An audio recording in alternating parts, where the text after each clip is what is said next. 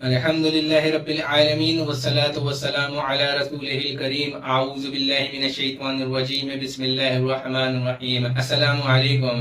अल्लाह पाक का सबसे पहले हमें शुक्र अदा करना चाहिए कि अल्लाह पाक ने हमें तौफीक अता फरमाई कि हम अल्लाह और उसके रसूल सल्लल्लाहु तआला अलैहि वसल्लम की बात सुन सकें। तो अगर दिल में आए तो सब्सक्राइब जरूर कीजिएगा और आगे शेयर जरूर कीजिएगा ताकि ज्यादा से ज्यादा लोगों तक ये बात पहुंच सके, और बात को मुकम्मल जरूर सुनिएगा।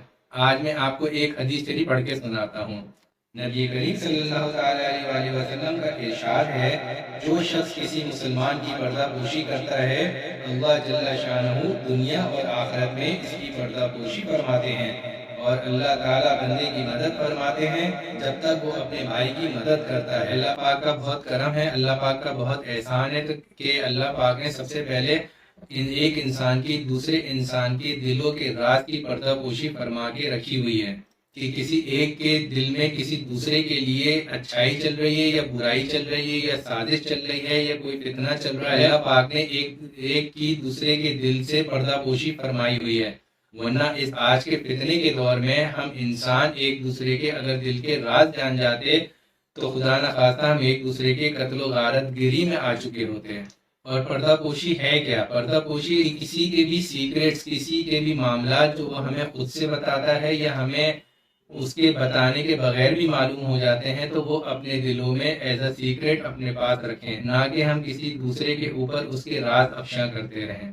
और अगर कोई हमें अपने राज बताता भी है तो वो इस बुनियाद के ऊपर बता रहा होता है कि वो हमारे दिल के करीब होता है, हमारी अपनायत में होता है। इसलिए हम बहुत सी चीज़ें जो अपने वालिद और वालदा या बीवी के साथ शेयर नहीं कर पा रहे होते, वो हम अपने उन लोगों के साथ शेयर कर लेते हैं जिनको हम अपना मानते हैं, लेकिन लाइल्मी की वजह से और गुमराही की वजह से हम वो राज अपने तक नहीं महदूद रख पाते और वो चीज़ दूसरों को आगे बता देते हैं, भले वो अच्छाई में हो या ज़्यादातर तो देखा गया है बुराइयों के अंदर बताया जाता है कि फला के साथ ऐसा हो गया, फला ने ऐसा कर दिया, फला आज ये करने जा रहा है, तो इसकी पर्दापोशी से राज फाश हो जाते हैं।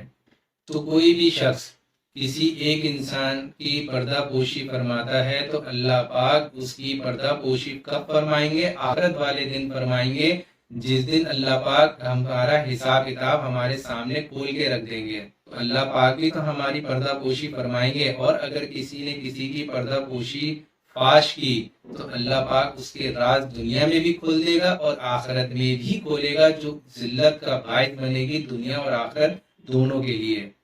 यकीन जानिए जो आप सल्लल्लाहु तआला अलैहि वसल्लम ने फरमा दिया वो होके रहेगा। और इस हदीस के अंदर दूसरी चीज जो बयान की गई है कि एक इंसान दूसरे इंसान की जब तक मदद करता है तो अल्लाह पाक भी उसकी मदद करते रहते हैं। मदद करने के भी कई तरीके हैं। अगर कोई जरूरी नहीं है कि ये सोचा जाए कि माल के ऊपर बात हो रही है, माल के अलावा भी किसी की मदद की जा सकती है। छोटी छोटी सी मदद होती है कि एग्जाम्पल के अगर रोड के ऊपर एक पत्थर भी पड़ा हुआ है तो वो किनारे लगा दें उसको, ताकि दूसरा जो इंसान आ रहा है उसको तकलीफ ना हो और वो किसी हादसे से महफूज रह जाए। कोई अगर बीमार हो गया उसको अस्पताल तक पहुंचा देना ही इंसान की मदद करना ही है।